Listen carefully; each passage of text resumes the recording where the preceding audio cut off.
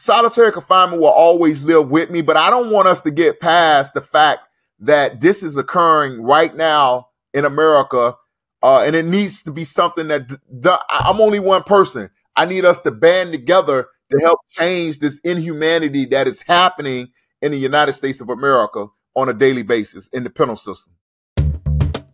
From the ACLU, this is At Liberty.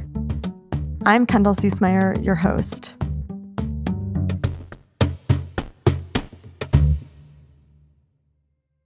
Imagine that you, at age 15, have been sentenced to social death, life without parole, in a space 9 feet by 7, the size of a freight elevator, where for 22 to 24 hours a day, you are trapped.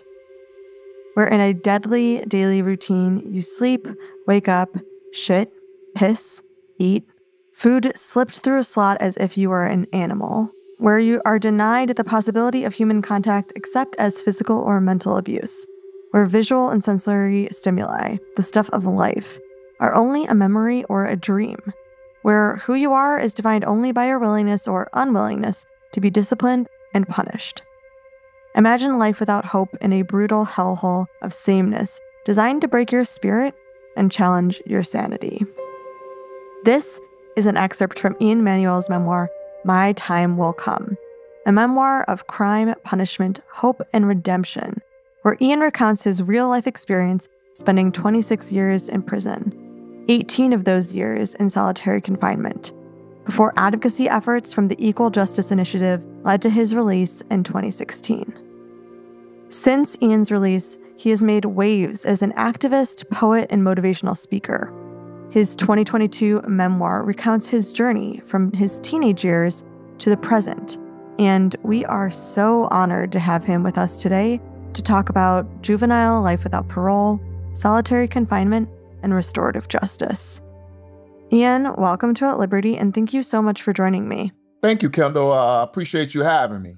So, Ian, you grew up in Central Park Village, a historic Black community in Tampa that was once prosperous with Black entrepreneurship before suffering deadly riots and looting in the late 60s.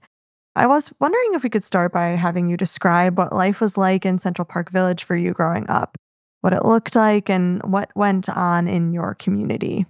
Yeah, growing up in Central Park Village was extremely difficult. It was surrounded by a lot of violence.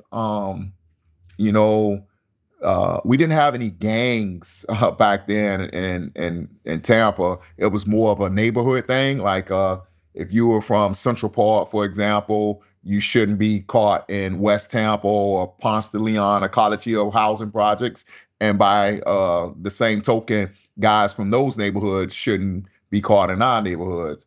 I was pretty much raised by my mom and my grandmother. My dad wasn't involved in my life in the younger years.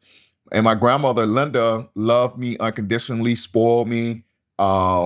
She just was someone that really, really cared about me. But, she developed dementia and had to move back to her hometown of Cordell, Georgia. And that left me to kind of fend for myself, so to speak. Mm-hmm. Yeah, you write a lot about your childhood in the book, living with your mom, your brother, and your grandmother, and the various roles that they had played in your life and the perceptions that they had of you. In quotes, you write that in Central Park Village, the only options for an 11-year-old boy like me to earn real money were to mug people or become a drug runner for the major players in the hood. I wanted no part of that, regardless of how much I had glamorized my brother, Sean, who at this point in my life was serving time behind bars. I was wondering if you could talk a little bit more about how you saw this lifestyle glamorized and how you even perhaps tried to resist it at such a young age and what that was like for you growing up. Yeah, great question. You know, the dope boys were the ones with the nice cars and the nice MCM suits. You know, I guys were like some of my brother's friends, older friends, would pay me to carry guns for them from one end of the neighborhood to the next part of the neighborhood. And I used to wonder why that was, but they literally explained it to me. Like, if I get caught with this gun, I got to go do hard time in prison. If you get caught with this gun, you're just going to do a few weeks in the detention center and be released back to the streets. Some would actually have me carry drugs for them as well, from one end of the neighborhood to the next. But and in ways that I would resist it, man, I just always felt different. I always had high aspirations for myself. I wanted to be an entertainer or athlete. And I at the age of like 11, I went downtown. I convinced my friend Ronald to go downtown with me to look for a job. And we were hired by the president of the YMCA. When I say hired, that's kind of a stretch. He gave us a job and was giving us money, but we weren't actually on the YMCA's payroll because we were too young. But he was literally giving us $12, $15. We were making $3 to $4 an hour. I don't know, but it just felt like something different, a legitimate way to earn money besides robbing and selling drugs. Yeah, it sounds like you didn't have that many options that were legitimate as you describe to make money. And so I think, that's important to note, because when we think about crime, when we talk about crime, we don't often talk about the conditions that catalyze crime, if you will. Eventually, you find yourself involved in robberies with other young boys from the Central Park Village, something that had become very normalized in your community, as you've described. One of those attempted robberies resulted in you shooting 28-year-old Debbie Bagri in July of 1990 when you were 13. This is the event that led to your eventual arrest and sentenced to life in prison without parole. I'm sure you've told this story countless times, Ian, but would you be willing to describe what happened the night of the shooting and what you recall feeling? Yeah. It happened so long ago, man, but it's something that you kind of never forget. I just remember one of my associates coming to get me off a female friend's porch and taking me and asking me that I want to go downtown to commit a robbery. I was frustrated with this female friend at the time because she didn't want to go upstairs with me like she had did in the past. And so I was acting on adolescent adrenaline and emotion, and I was so frustrated. I just said, okay, let's go. And we met up with, everyone was older than me. Not by much, but I was 13. The guy that gave me the gun was like 14. It was a 16-year-old and an 18-year-old. And, we went downtown looking for someone to rob. The older guys kept trying to convince me to just rob people in the open, in the middle of the street. And I felt like if we did that, we would be immediately arrested because we was too wide open. So since I was the one with the gun, I was like, no, no, no, no. So I kept saying no for until a couple of hours had went by, and the guys got frustrated with me and was like, well, if you're scared to do it, give the gun to somebody else. So I passed the gun to one of my friends, and next thing you know, we're passing this gun back and forth like a hot potato. No one wants to take it. And finally, my friend gave me the gun, and he was like, I know Jim Jim ain't scared, which is my street name that my mother gave me, my nickname as a kid. He'll do it. And so we made a pact that the next people that we approached, we would actually commit the robbery. Anyway, fast forward to the scene of the crime. We approached this couple that was like leaning or sitting on this red car. I'll never forget. And the oldest guy asked for change. One of the guys asked for change for a 20. And I thought I heard him say, yeah. And immediately I said it's a jack, which is the street terminology for a robbery. And the lady, I pulled out the gun, and the lady screamed, and she screamed and startled me, and I shot the gun. And then everything after that happened was a blur. Everything was just a blur.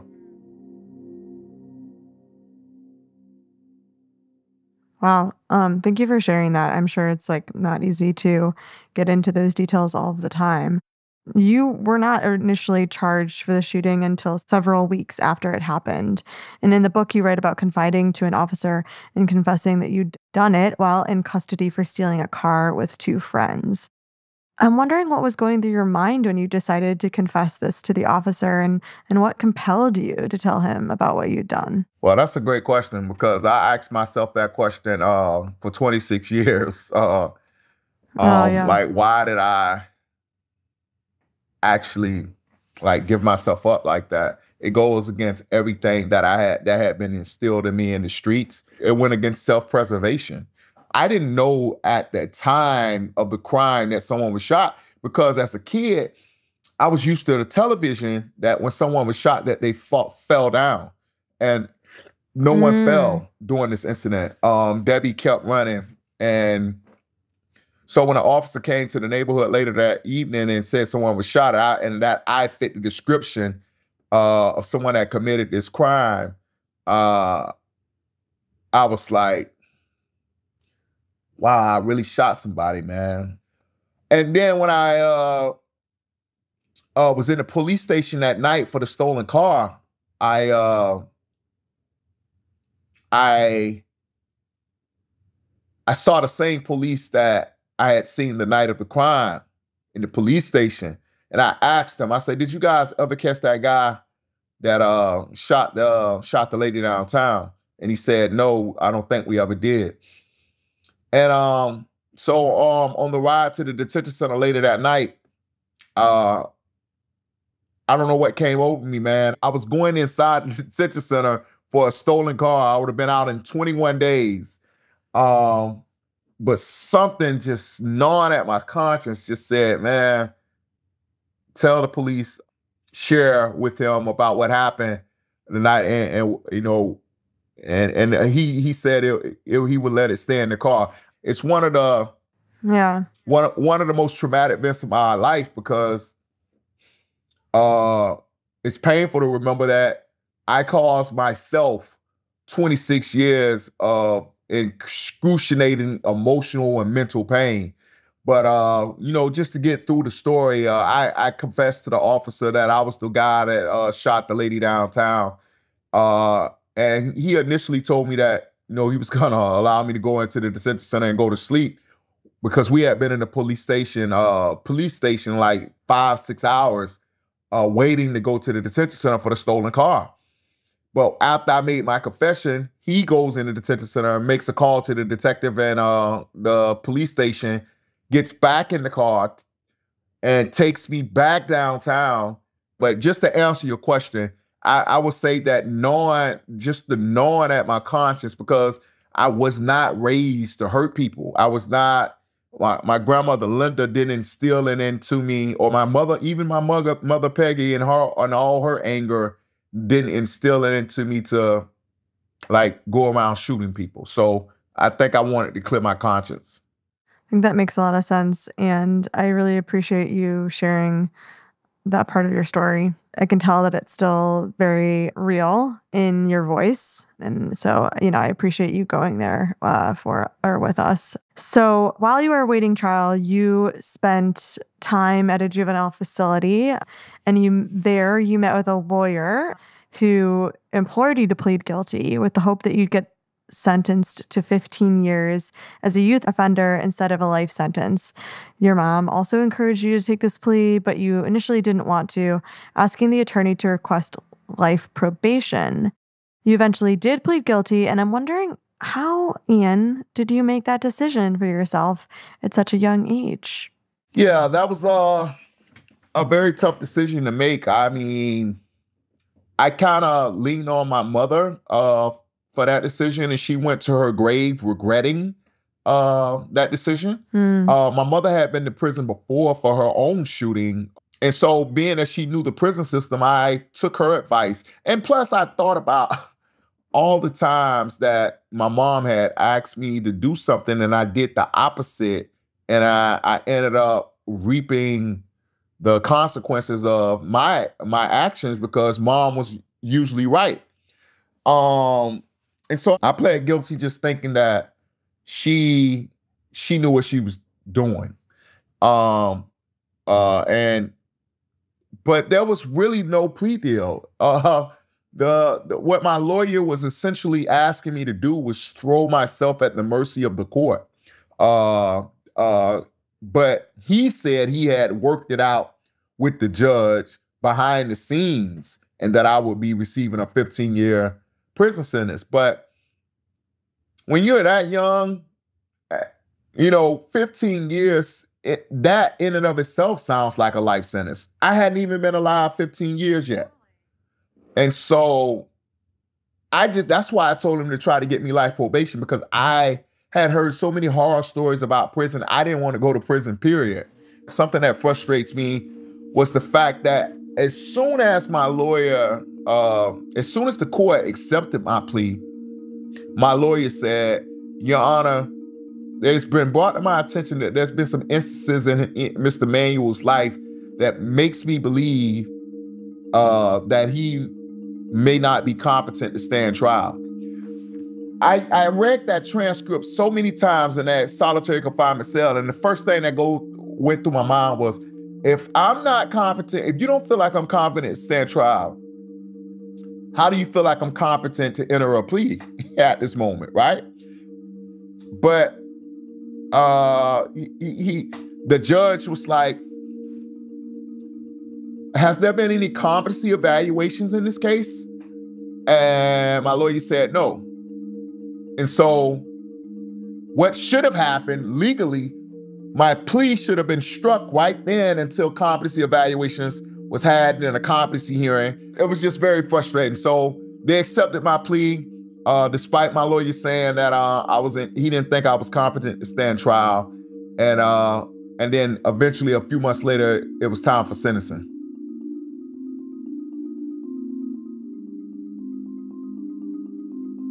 Wow.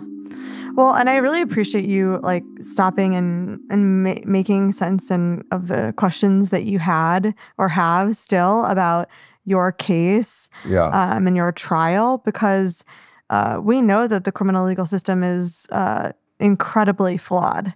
So I think it's really apt of you to name those things when you're telling your story, because it's true, and people need to know that as well. On April 11th, 1991, you had a hearing which would determine your sentence and charges. During that hearing, State Attorney Karen Cox described you as a, quote, 13-year-old with no prospect of rehabilitation, which, just sidebar, is outrageous to say something like that about a 13-year-old, about anyone, period.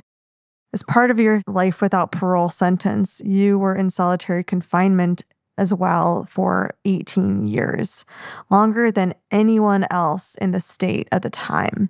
And over the course of your incarceration, you were moved throughout 12 different prisons in the state of Florida.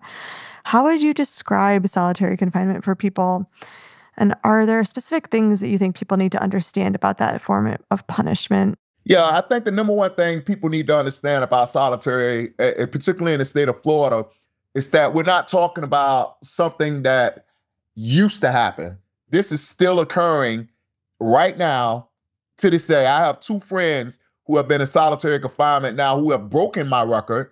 Dal Streeter and Demetrius McCutcheons, to name a couple, who have been in solitary confinement over 25 years in the state of Florida.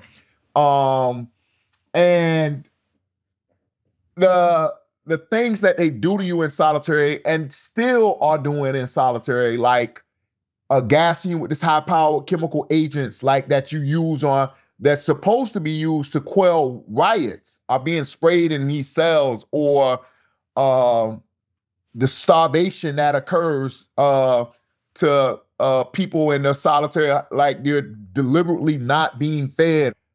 That injection with psychotropic medication that locks your body up, like particularly there's this one medication that they used to use all the time called Haldol. Now, I had it in my jacket that I was allergic to Haldol. So I fortunately was never injected with but I've seen what it does to people. It literally contorts your face, your muscles in your arms and your legs, your tongue. Like, it literally freezes, like locks your tongue up. It's crazy the things that I've seen or I've had done to me in solitary confinement, or being placed in a freezing cold cell at 40 to 30 degrees with no mattress, with nothing but your boxers. And actually, when I first came to prison, they didn't even give you a pair of boxers. You were butt naked. And like I just testified at the United Nations in Geneva, and the people there were surprised that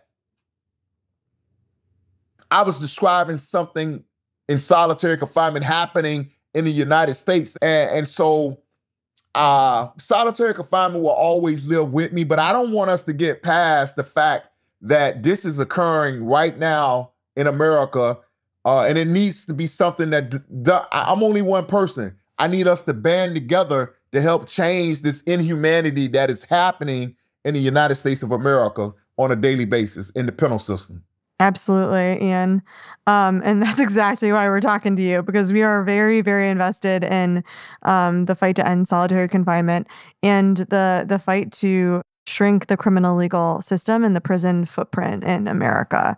Because you're right about all of those things. When you describe the treatment that you encountered during solitary confinement, in the book, you talk a lot about the setbacks that you faced in terms of advancing through the levels of solitary confinement, where from disciplinary reports, you describe these instances when your reported actions were falsified by prison staff that had a bad perception of you, and times when your freedom was wagered by staff with their own interests in mind, often telling you that your fate was up to their discretion.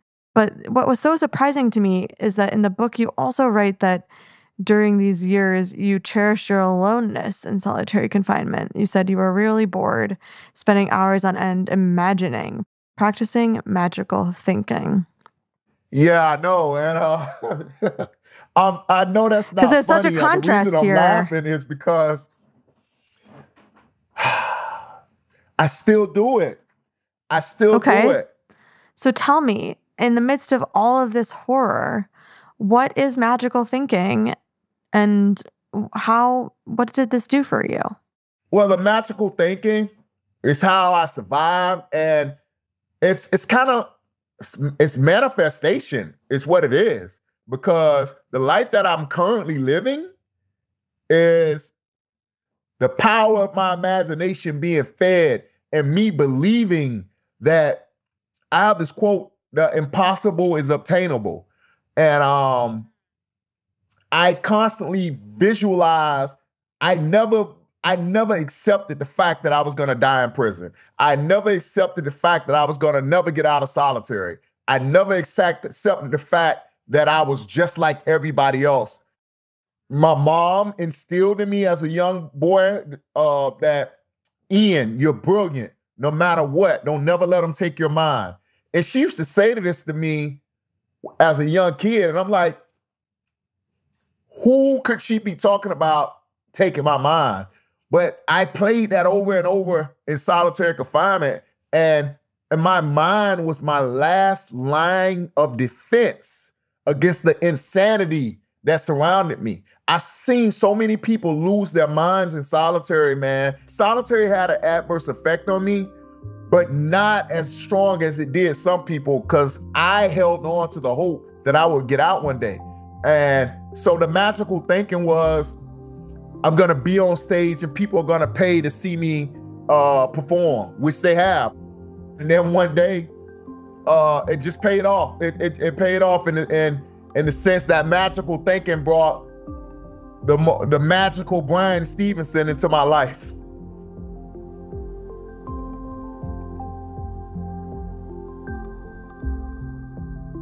So we mentioned the power of magical thinking that you employed while serving your time, and you mentioned that that's what you believe led you to Bryan Stevenson. Bryan Stevenson is the founder of the Equal Justice Initiative, which is an Alabama-based nonprofit organization that provides legal representation to people who have been illegally convicted, unfairly sentenced, or abused in state jails and prisons. He and EJI advocated for you and helped build the case for your release in 2016. Your relationship with EJI began in 2006 when you received a letter from Brian Stevenson. Like, note that's 10 years before your release. What did Brian tell you in that letter, and what was your immediate reaction to it? First of all, it felt like a dream because, no, I had not heard of him. But just to have a lawyer writing me, asking me to take my case for free, was like every prisoner's dream. It felt like I finally had a legitimate shot at getting my sentence overturned. It felt like I won the lottery of my life. Wow. Yeah, I bet. That sounds incredible. Eventually, it took a decade of working with EJI for you to be released. And it's an understatement, certainly, to say that that path to freedom did not come easily. As we mentioned, you were put in and out of solitary confinement numerous times, transferred to several facilities, put through hearings and appeals, and resentenced 4 times, among other challenges. Eventually, a Florida Court of Appeals made a decision, and on November 10th, 2016, you were released from prison. Can you describe the moment that you knew that you were going to be released, and what was the environment of the courtroom and your initial reaction? It was surreal. It felt like I was escaping from a burning house alive with my flesh and my life intact. Hey, man, you just don't know what it feels like. And I don't know if words does it justice. Like to have your biggest dream come true. Like to have that one thing that has been so elusive for so long, so many setbacks, finally, in reality, be right there and you live it. And you walk out of those gates and you hug your social worker, Mariah Morrison, who was there to help you and love you unconditionally and be that consistency that you have been missing since your grandmother passed. And then to go to a parking lot and kiss the lady that you shot on both sides of the cheek like you did so many times in your magical thinking. It was the best moment of my life. I don't know if I don't even know if winning the Oscar will top that moment. I'm glad God chose me to experience that, man, because it's a feeling that's indescribable. It sounds like it. I want to talk about a component of your journey to freedom that we haven't touched on, which is your relationship with Debbie Bakery, the woman that you shot as a young boy. While your communication with Debbie wasn't always constant, in your book you write about periods of exchanged letters, phone calls, and her support of your case. Can you tell us a little bit about your relationship with Debbie and what it was like to receive that kind of friendship and perhaps even forgiveness from her? Yeah, I felt like Debbie was like a guardian angel to me, man, because she had every right in the world to hate me, and she didn't. I called her as a 14-year-old kid in prison, and she accepted my call one Christmas. And we spoke on the phone, and I told her I was sorry for what I did, and actually could I write her, and she said yes.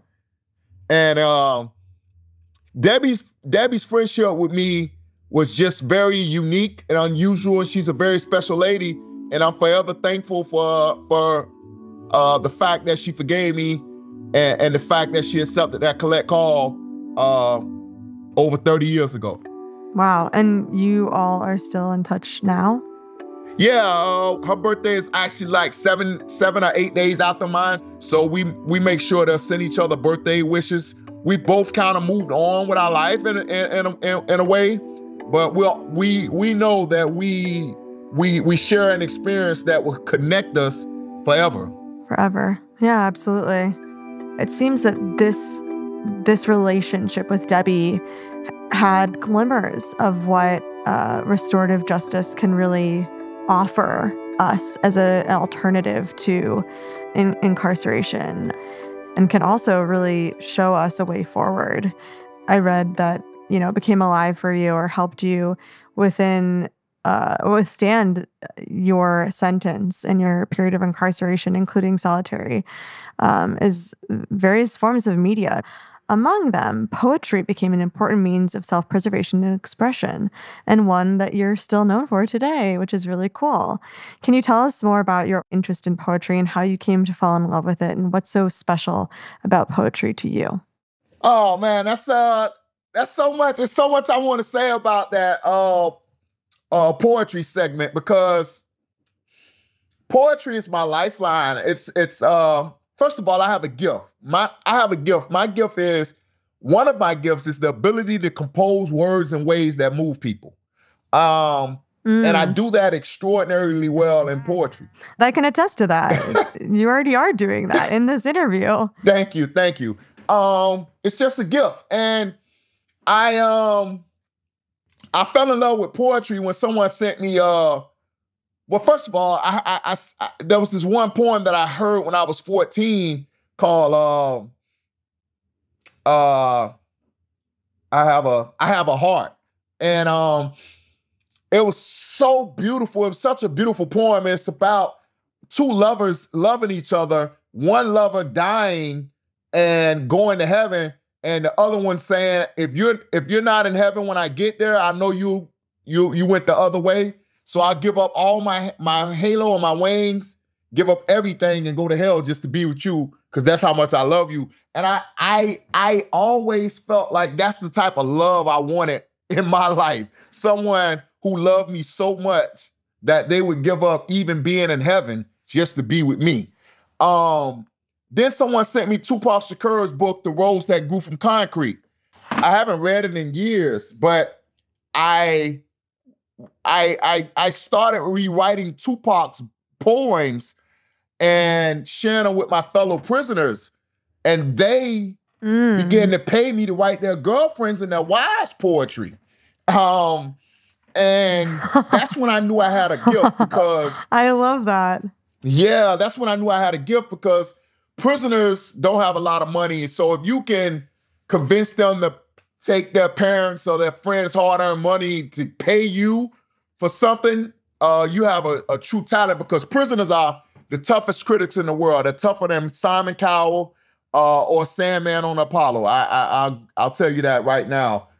I appreciate you sharing about the ways in which poetry sounds like it really buoyed you in prison, along with this practice. Yeah, because it was my therapy. It allowed me to provide therapy for myself, because in prison, you're conditioned not to show any weakness.